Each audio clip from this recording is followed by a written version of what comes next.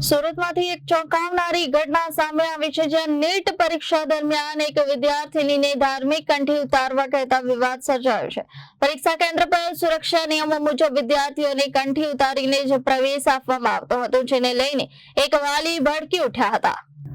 સુરતના એક પરીક્ષા કેન્દ્ર પર નીટ પરીક્ષા દરમિયાન વિદ્યાર્થીઓને નિયમ મુજબ ધાર્મિક કંઠી ઉતારીને પ્રવેશ આપવામાં આવી રહ્યો હતો। આ દરમિયાન એક વિદ્યાર્થીનીના પિતા ભારે રોષે ભરાયા હતા। પિતાએ કહ્યું કે જો હિન્દુ રાષ્ટ્રનો ઝંડો ફરકાવો છો તો કંઠી કેમ ઉતરાવો। તેમણે કહ્યું કે હું લાહોર રાવલપિંડીમાં નથી, સુરતમાં છું જેવા ઉગ્ર શબ્દો પણ વાપર્યા હતા। આ વિવાદ વચ્ચે પિતાએ પોતાની દીકરીને વર્ગખંડમાંથી બહાર બોલાવી કંઠી ફરી પહેરાવવા દબાણ કર્યું હતું।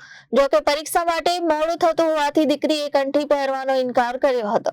આ દરમિયાન પિતાના દબાણને કારણે દીકરી માનસિક દબાણમાં આવી ગઈ હતી અને પરીક્ષા શરૂ થાય તે પહેલા જ રડી પડી હતી। ઘટના સ્થળે હાજર અન્ય લોકોએ પિતાને સમજાવવાનો પ્રયાસ કર્યો કે તેઓ પોતાની દીકરીની પરીક્ષા બગાડી રહ્યા છે। આ ઘટનાએ ફરી એકવાર પરીક્ષા નિયમો અને ધાર્મિક માન્યતાઓ વચ્ચેના સંતુલન અંગે પ્રશ્નો ઉભા કર્યા છે। Reporter Arvind Rathod, Janadesh news, Surat.